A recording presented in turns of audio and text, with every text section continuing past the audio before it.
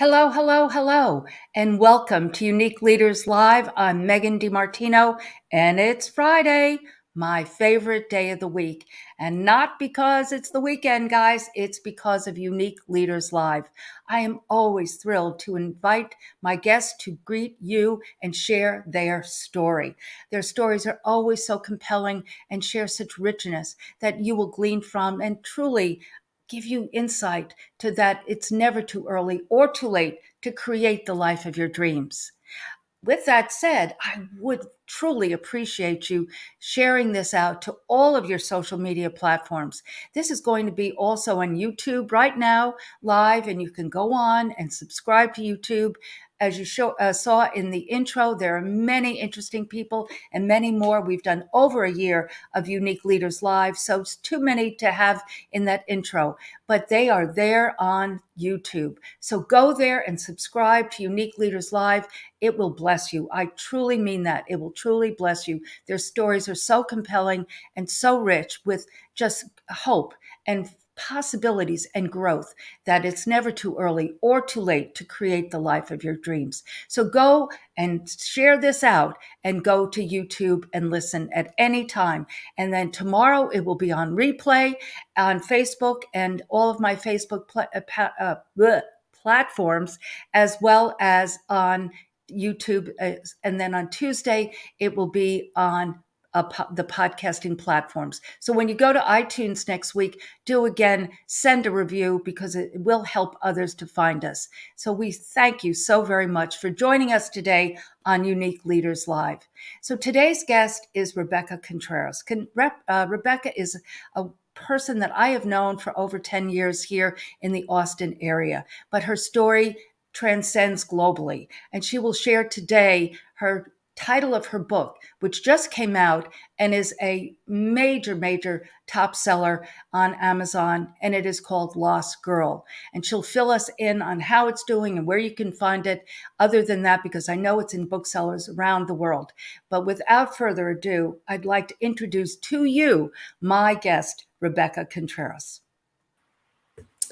Good morning, Megan. How are you? I am so good that you are here, Rebecca. As I shared in the green room, I'm so looking forward to you sharing your story. And you said it's a long story, and I understand that, but you have such an amazing journey, and I know it will touch many people. Not only today, Rebecca, but also as they listen to this on podcast platforms as well as on YouTube. So where were you born? Where was little Rebecca from? And what was a little bit of the background of you and your journey to today? So, Megan, thank you again for having me. It's been so great to have a friendship with you and to watch you thrive in your own career through the years, and just thrilled to be here with your audience. And what a powerful thing you're doing in really sharing the power of the story. There's so much power behind telling a story. And, we all have a story. Mine is probably no different from many, although a little crazy. I always tell people my book is Rebecca in the Raw. It is called Lost Girl. It's out on Amazon and Barnes, as well as available on my website. But it's a journey, Megan, of the last really 15 years. I've been striving and wanting to tell my story in so many settings. It wasn't right. So 2021 was the year to release Lost Girl. And it's unique in that it's the same as in everybody has a journey of dealing with issues and trauma and situations outside your control. But it's so that's the commonality in the story. But the uniqueness is the acceleration path that God put me on, in terms of just taking me literally through 5 levels of reinvention. I always say, reinventing of yourself doesn't mean you're unhappy with yourself. It just means you're constantly growing and striving to really impact. My story is a story of, so I'm from El Paso, Texas. I'm a border town gal, and I was actually in El Paso last week, launching my book with women in Southwestern leadership there, and with some of the high schools, and just really telling my story of how I grew up on a border town.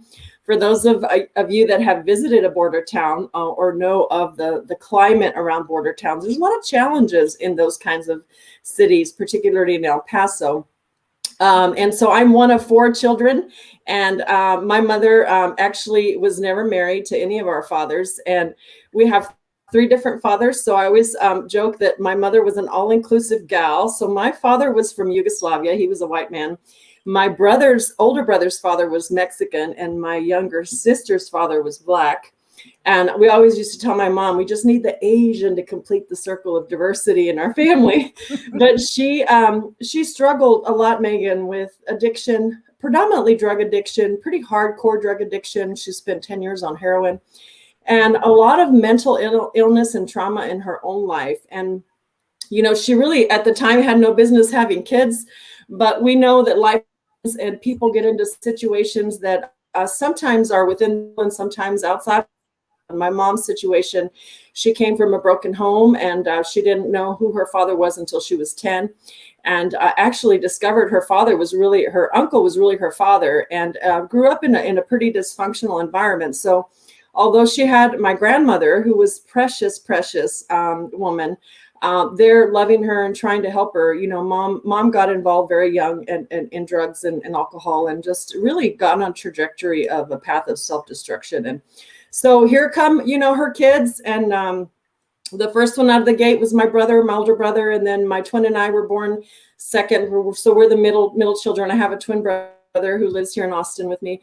And my younger sister came 6 years later. And through that life, she grew up not only with severe addictions and severe mental illness, but also lots of lack of self-worth and self-love in herself. And, it's so important, Megan, to love yourself and to know your identity. And Mom didn't have much of an identity. Her identity was wrapped up in men and drugs and the streets and all the things that really breed destruction. And so at the age of 5 years old, she told us that she was going to the grocery store, Megan, and never came back and abandoned us. And I tell the full story in Lost Girl. The first 2 chapters are dedicated to my start in life.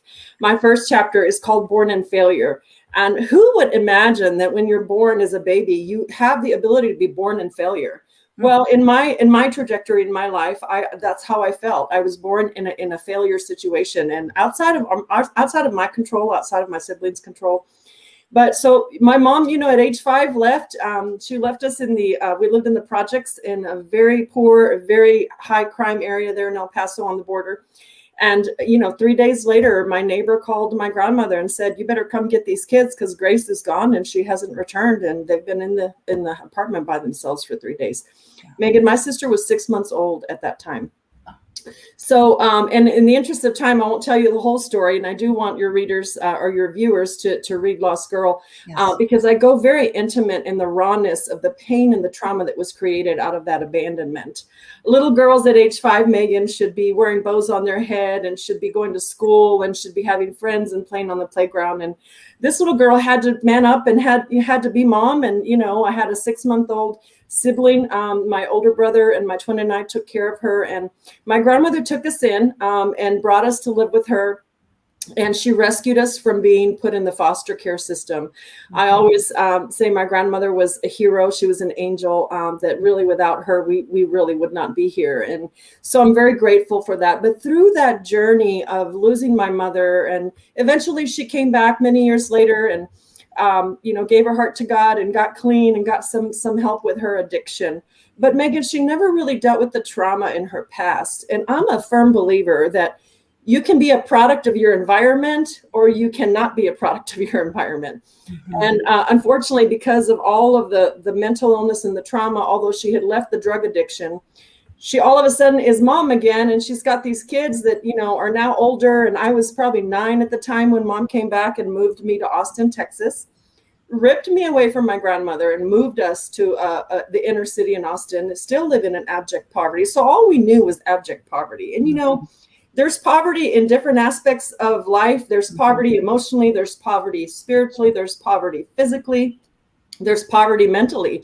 I had poverty in all aspects of this circle. And unfortunately, growing up like that, even though my mother was back and she was clean, she really, really had a lot of still mental, trauma. She went through a lot of issues with bipolar, and, from time to time just didn't value herself. And so, we at age 13, inevitably, I started down the path of self-destruction myself and started using drugs and getting involved in alcohol, and ended up pregnant at 17, Megan. And I, this was a time in East Austin where East Austin was what we called hood. Mm-hmm. It was the barrio area, and it was lots of drugs and lots of gangs, and, just got involved in just, again, becoming a product of my environment. Mm-hmm. And didn't really understand my value.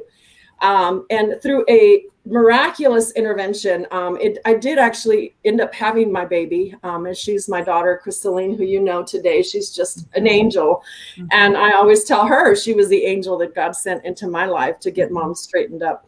But through that process of, I lost her the first year. My mom took her away from me. And through that process of losing my daughter and then going through, all the trauma and all the addiction, I got involved with, I tell the story in detail, a very bad drug dealer in Austin who was just toxic and abusive, sustained, physical abuse, sexual abuse, and all of that. At age 19, I had an epiphany, Megan. I had, it was what I call a God encounter. And I really began to think about my life and where I was and the path that I had taken. And I swore to myself that I will never be like my mother. I am never going to be in poverty. I'm never going to be on drugs. I'm never going to abandon my baby. But I had done that. And I was repeating those cycles. In life, Megan, we face situations where, we can make the decision cycle and repeat the toxicity, or we can make the decision to move forward and say, I'm not going to be a victim of my environment. I'm not going to be a product of my abuse, or a product of my addiction, or a product of my bad trauma. And so, at age 19, I made that decision and started on a path. I joined a little bitty inner city church in East Austin, where I met my husband, David, who Mm-hmm. And gosh, that was almost 33 years ago, and really started down the path of change, transformation, because I wanted to own my mistakes. I wanted to own the issues of my life. I began to self-reflect and think, how can I change the trajectory of where I'm going? Like, I want an education. I was a high school dropout, Megan. I dropped out of high school when I got pregnant, and I was working as a cocktail waitress, but I really wanted to own that change. I started down the path of a welfare to work program, and I worked for a woman by the name of Ann Richards, who was the first governor here in Texas. And that program, I got to meet Ann and got around some powerful women. I got around some youth pastors and some mentors and people that believed in me early on in my life. I tell the story in my book, and people that were saying, Rebecca, you've got potential. There's so much power in the word of encouragement. And then looking past somebody's mess into their potential, because I believe that the human race was created for greatness. And we all have the ability to overcome and be great inside, but sometimes we're just, again, a product of our environment. But if somebody comes alongside that person to say, hey, you could start a business, or did you know you're smart? Did you know you have potential? You should go back to school. You should think about what you want to do with your life and stop, making those poor choices. And so I had those people come around me very early on, very powerful people, and saw my potential. And married my husband, he adopted my daughter, and our life started on a whole new journey. I always joke that people, when you look at David and Rebecca, we've been married almost 32 years now. You look at our picture when we met, and in the dictionary, you see the word dysfunction. So we represented the word dysfunction because we both came from broken homes. We both were ex-addicts, and we both were just trying to get our life straight. And we had made a decision very early on David was 29 and I was 19 at the time. And we made a decision. Hey, we think that there's more. We think we have a purpose in life. And we came together, got married, and started working with the gangs in the inner city. And I started my state government career. Well, that little job, Megan, and your viewers will read about it in Lost Girl, turned into working for one of the most powerful leaders in the free world, President Bush. And I interviewed one time for a job, and that was that welfare to work position that I interviewed for. Every step along the way, I had people that came alongside me and believed in me and sent me to school and developed my skills. And I had to do it as well, right? Because it's not going to happen because other people want it for you. You've got to want it for yourself. You have to have the grit and the faith and the focus to make it happen. So went through, numerous reinventions and ended up working for Governor Bush as his director of HR, had worked my way up all the way up, in the ranks in state government, again, through a very powerful group of mentors, a woman by the name of Donna Reynolds, a man by the name of Clay Johnson, who was the president's right hand in personnel. And, we all know what happened. That governor ran for president. And the day that in the state capitol, when the chief of staff came and said, the governor has asked me if you will join the DC team. He wants to know if you will go to DC if he's elected. I fell over because I am thinking I've arrived, and all of a sudden I get to go work for a president. And so my husband and I picked up, left everything. He left his 10-year career here in Austin in high tech and just left everything to go serve a president. And we all know, shortly after that journey, when Bush took office 9 months later, we would be in probably one of the worst times in our history with 9/11 hitting America, and just the leadership that President Bush brought to the table in terms of the resolve and the tenacity to really bring America together. And so I was a part of that team, that White House team. I was a commissioned officer on his staff, and David worked as well and served the president in the Small Business Administration and the faith-based program. So we started our journey together. And then fast forward to, 4 years after the first term, we decided to come back to Texas. And we wanted to start a nonprofit here, and we did. We worked to start a nonprofit to work with inner city kids. I'm a firm believer that you have to pay it forward. When you have blessings and when you encounter tremendous success, it's important to give back, and it's important to remember that there are people that you've got to come back and try to help that maybe were in the same situation you were in. So we started our nonprofit in Austin. Worked with thousands of inner city kids in the neighborhood where David grew up when he was a young boy, and really started investing in young Hispanic and young African American kids, predominantly minority kids in that community, and because of the demographic.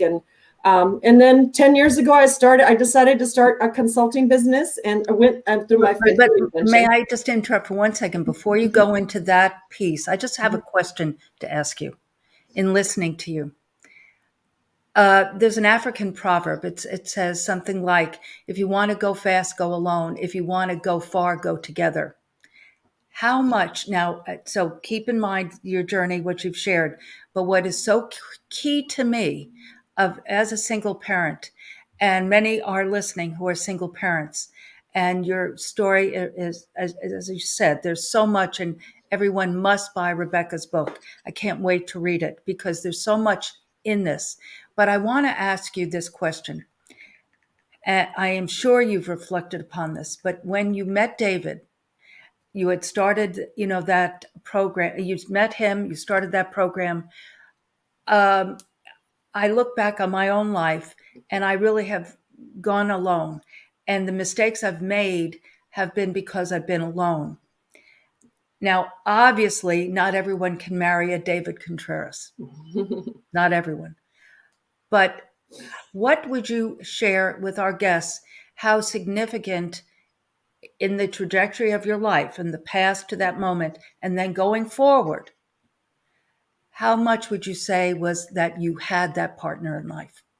Well, Megan, I'm a product of my relationships around me today. I was a product of my bad relationships as a young adult and teen, and I am now a product of my good relationships. Yes. David was such a central point of my transformation. Anybody that knows David knows he's a visionary. He is a forward thinker. and there's nothing he won't undertake. And sometimes he jumps off the cliff and I'm like, hold on just a second, let's wait. He just has that tenacity to take things on and tackle them. And I tell the story fully in my book. The first battle he had to undertake, Megan, was dealing with the baby daddy drug dealer. And if I had been married to anybody else, I would not be alive today. Yeah. Because David literally saved me from death from him, like physical death. Yes. And he also propelled me and forced me to deal with my trauma in a way that I didn't want to deal with it, because I was weak at the time. I was emotionally distraught. I had gone through abuse. And he would say early on our marriage, you're going to deal with this because there's so much emotional dysfunction in you. Like if you don't deal with it, it's going to destroy our marriage. Dealt with anger issues. So, but David's been such a huge part of my journey. And I wish that every woman had a David in their life. And I can't tell you the importance of picking the right partner, of doing life with the right partner, of actually growing with the right partner, because your partner in life should make you better and should help you grow. And like vice versa, we do that to each other. We help each other. But more importantly, Megan, in addition to that partner, the relationships you surround yourself with mentors and coaches and even friends and relationships, they can help you propel forward, or they can help keep you stuck in the mire. And so those relationships that God never meant for us to do life alone, period. We were meant to be a community of relationships. That's what I wanted you to share, Rebecca, because I know that it is specifically about your life, but also our guest life, because the bottom line is we're not designed to do it alone. And it is about that tribe, as we call it today, but the bottom line is to do it together. And I know about you and your life, and that seeing your relationship with David, and like you said, not just playing off, but the strong suits of each other working together as a whole is just such a wonderful thing to be part of, to see, and then for you to share with the world and be so raw. Well, and I will just share, in addition to that, Megan, getting counseling. So only American Psychology Association did a study recently. Only 9% of Americans get counseling in their marriage.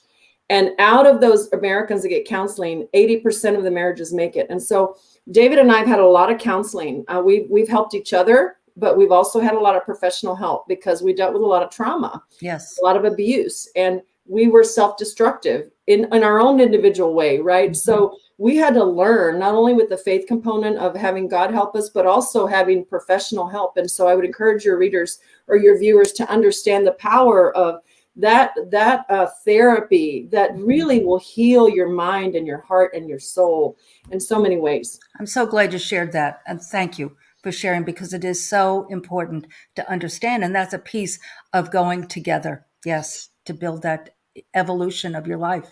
So now you're starting your own business. Well, Megan, I was a W-2 employee my whole career. I was a state government employee and then a federal government employee for my whole career. And after serving almost 12 years in state government and then 4 years in federal, I need to get out into the private sector. If I am going to add value, if I'm going to build the ability to make money and do what we want to do with our nonprofit and be able to fund some of the initiatives we want to do, we have to have that financial independence. I'm a big believer in the entrepreneur spirit and the ability, as you may know, we're women businesses are the fastest growing businesses in America. Latina owned businesses are up there in terms of acceleration. In Texas, we're number one. And so, there's a lot of power behind understanding that you want to be the driver of your own future. And so I had been alongside serving 4 different government officials. I served Ann Richards, Kay Bailey, and then George W., and also served him at West Point when I left the administration. But I really wanted to be the driver of my own future. And David and I knew that in order to fuel the work that we wanted to do through our nonprofit, we had to have financial independence to do that.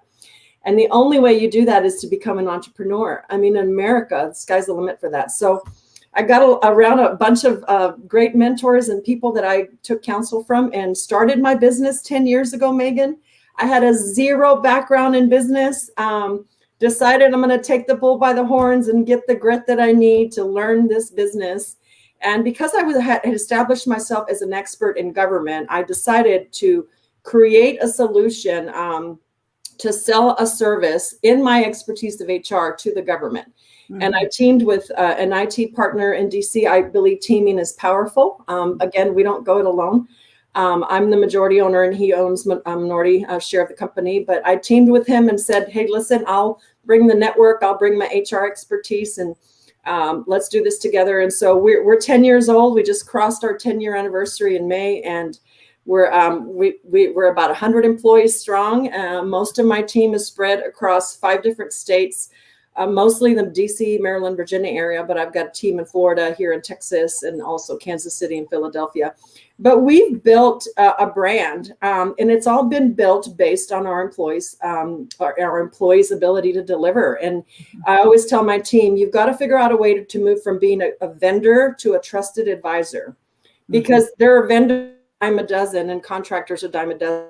If your client can trust you as an advisor, then that means that when that competition comes up, you're not going to lose that contract because you're irreplaceable. And, obviously we're not irreplaceable, but we've brought a brand to bear that is based on our high performance and our trusted advisor strategy that helps our government clients solve problems. And we know there's a lot of problems in government right now. There have been, and the government's gone through numerous points of reengineering and through administration change. And so we are apolitical. We serve any administration. We served the Obama administration. We served the Trump administration. Now we're serving the Biden administration. Our solutions are HR and strategy and organizational change, with some IT component, but mostly HR. And, we are the go-to partner for about 15 different agencies in government that come to us for their HR solutions. So I'm really proud of the work our team has done, Megan. It is a team. It's not Rebecca. I just happen to be gifted to have some smart people working for me, very smart people. And I just, empower them and let them run and do what they do best. And they help to grow the company. So, and yes, because without a team, I've always said, build a team and the team will build your business. And so it is about building that team. And then from there with your culture. Mm-hmm. Now you made a mention or reference that you launched the book in 21, Lost Girl. How much of last year, 2020, did it affect your business? And did that point in time give you the time to write your story, to sit down and do it? And then I have another question after that. Well, I have been on high cylinder for 10 years. There has been no stop button for us. The government did not shut down during COVID. We are right now exclusively a government provider. We don't only have to do government work, but right now that's what's growing. And so, we have been ramping up. We've been in ramp up mode really the last 5 to 6 years, intensely growing by double digits every year. And so, I just put a stake in the ground, Megan. I had my publisher for 10 years chasing me, saying, you have to write your story. I met her when I worked for the Bush White House. She was in Nashville, and her name is Michelle Borges. She's out of Dallas through Boss Media. And Michelle has been after me for 10 years to write this book. And she finally said, I'm going to give you all you need. Like, I'll provide the right support, but put the stake in the ground. And I just hunkered down and did it. I worked with a fabulous editor and writer who helped me, put my story into the words that I needed to be going. And, I put a lot of effort into writing this story because I really wanted to tell the whole story that represents grit, that represents faith, that represents possibilities and hope. Megan, we live in a time in America right now where people have lost hope and have lost faith in a lot of things. There's a lot of mistrust going on right now. And so, my journey in this Lost Girl journey is to just tell the story of possibilities and to focus not on all the things that have gone bad, but to try to figure out how to use your pain for good. how to take that tragedy and turn it into triumph. What are the practical steps that you do? There's a section at the end on Author's Reflections where I give very practical steps on your life journey. When everything hits the fan, Megan, and you have no control over it, like we've been in America with COVID and, tragedies that are happening, we just can control the own 4 feet of space around us. We have control over us, our response and our heart, and our ability to serve and impact in the tragedy. It's important to keep that perspective. So that's the story of Lost Girl. It's really providing people that hope. Mm-hmm. Amen. And that is the foundation. Faith is the substance of things hoped for. And the in between that is that getting going, doing, taking those steps and trusting in the Lord. So absolutely. So 10 years and, you've been building this flourishing business. Do you see yourself continuing on another 10 years? Do you see yourself selling this? And with Lost Girl, what do you plan on doing with that other than getting it out and speaking to on venues like this? Yeah. So I am actually concurrently running the company as the CEO. I am the driver behind the growth of the business, and I have a great project management team. We've gotten to a place where we have 2 senior managing directors who have been with me a long time, who are just amazing, and I've been delegating more and more to them. But I don't have any plans to step aside anytime soon. The company is projected to grow this year. Again, we were just notified a couple of weeks ago that we're going to have to ramp up to do a large scale hiring because of this new infrastructure bill that was passed. So, we're ready. And I'm a firm believer, right, Megan, that for me, it's one day at a time, one step at a time. I don't know about you, but I find sometimes if I plan my life too far in advance, God kind of shakes it up and says, So, I'm taking it one step at a time. Certainly, I've put this stake in the ground relative to the goals that I've set for AG. I'd like to grow, continue to grow. We're slotted to hit a little over 17 million this year, and I really want to grow it to 20 million in the next 12 months. And who knows what the future holds? Yeah, we have such a team, and because I've built a great brand, the future will tell. But right now, I'm going to concurrently promote Lost Girl. I started my book launch last week in El Paso.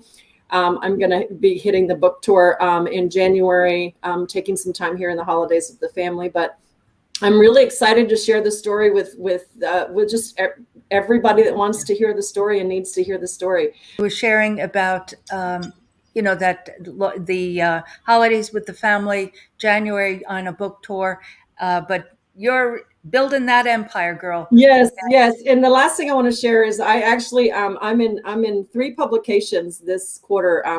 Latina Style just issued a publication, and I'm in their piece telling my story. And then I'm slotted to be in Women Enterprise and Texas CEO between now and February. So we're gaining momentum.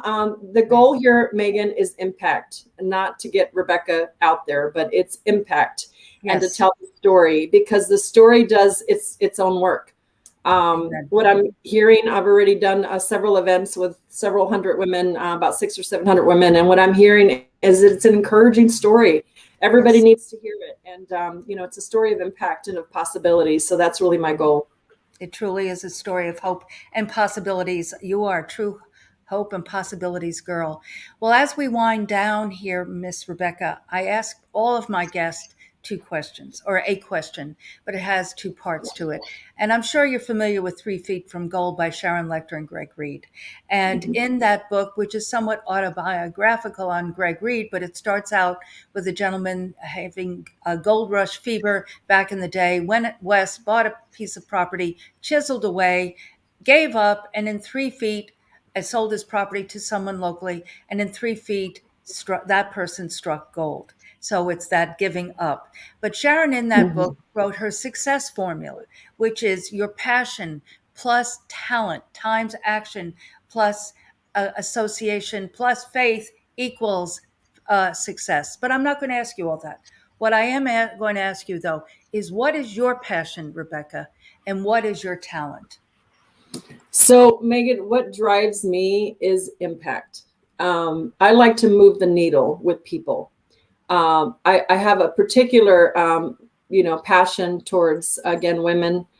inner city kids and girls, just because I see myself in so many ways through them, and somebody invested in me and impacted my life. So I always tell people I measure it against number one, impact. If I cannot impact that situation and move the needle, then I probably won't get involved in it. I really, really have a passion for changing, helping people figure out what they want to do in life, and then getting a path forward to transform, whatever that looks like. Some people, it's small transformation. It's little, as Jan Goss says, tiny degree shifts. My coach, she often says just tiny degree shifts. And for others, it's massive transformation. It's completely re-engineering the way you think, the way you behave, the way you operate. And so impact is really what drives me in every sense of the word. I have been known for actually turning away contracts in business if there's no impact involved. And so, it's difficult for me to get involved in something that doesn't move the needle. That's first and foremost. I just want to interject. That's a great benchmark. I'm going to really write that down, because if you're not making impact with a client, why take that client on? That's a Right. great benchmark. Right. I will tell you, we just let a contract go, over $1 million contract with one of the large DoD agencies, because they were treating our people horribly. And they weren't listening, and they were wanting to tell us how to do our consulting. And I met with the 2-star general and said, you hired us because of our expertise, and we definitely want to align to your purpose and your strategy, but you're not listening to anything we're saying. And so I said, maybe we're not the right vendor for you. And I walked away from that contract, Megan. And some people thought I was crazy for doing it. But again, it didn't produce impact. And it didn't line up with my value of people. So Megan, I am very centric around valuing and loving people. So our motto at AG is really for people. So with that said, what you just shared at this moment, before I just interrupted you, what is your talent? Because you have so many. What would you say is that laser sharp Rebecca talent? I would say my talent is to hone in on a problem and get to the root of the issue, and then help provide a solution and an outcome, and not necessarily be fixated on the negativity of the problem, but what is the solution forward. And with that closely, because you're dealing with a team of consultants, again, now over 100 strong, we have to also, my ability to look at talent and people and see them at ground level, and to say, I see you, and by the way, you have potential, and this is where I'm going to coach you or mentor you or hire you for this trajectory of a career. And I have, Megan, I'm so blessed to have just a tremendous amount of people that have started as interns with me, who are now congressmen. And, I've got friends that have become friends that were prior employees that have been very successful in their business and their careers. And I love looking at the rawness of an individual and saying, you have potential, and this is how I want to help you get there. And that's that impacting people forever. Well, yes. Rebecca, thank you so much for being with me today and sharing your story, a little bit of it, but our guests I know will go and find your book, Lost Girl, because it's so important, not only today, but I really do believe today ever more, because of that, like you said, encouragement and hope. And that was a thread throughout this time together, about sharing that hope, that there's always hope, but you have to create that action. Absolutely. Yes, and I just ask your viewers to connect with me. I just launched my professional social media pages, so I'm working to grow them and move from my personal at Instagram and Facebook at Rebecca Ann Contreras. Make sure you put the Ann in there. And I'll look forward to hearing the great stories of the impact from the book. And if you do read the book, make sure you let me know that you enjoyed it, and I'd love to hear from you. And this will be on YouTube and podcasting next week. So you share it out as well, Rebecca, and we'll repurpose it along the ways, because this is an important point and an important story to get out to everyone. Awesome. Well, thank you for having me. Enjoyed it. Pleasure. Thank you so much. Happy Thanksgiving. Bye-bye. Be blessed.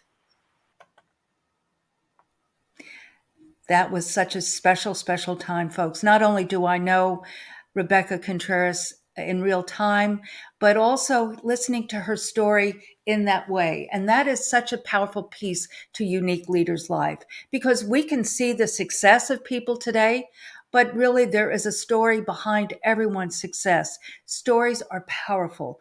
And to think that a person who had such challenges early on, and challenges is trite, it's not a powerful enough word, but to overcome those. But there were step by step, and faith is a huge part of that. But there's always hope, but you have to get out of your own way and trust in the Lord with all your heart. So today I ask you to share this out with all of your social media platforms, all of them, and also go to the YouTube page for Unique Leaders Live and subscribe, because that way you can not only hear Rebecca's story, but all of my other guest stories. And as I shared, that this will be on all the podcasting platforms on Tuesday.